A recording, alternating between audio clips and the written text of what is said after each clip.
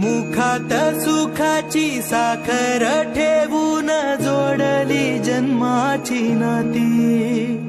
रामाच्या रूपात जपला माणूस मारुती रायाची छाती।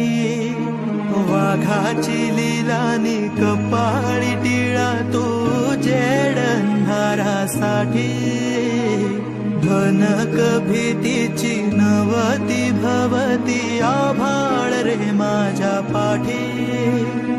देऊन किनारा मनाच्या होडीचा सारंग हरवला माझा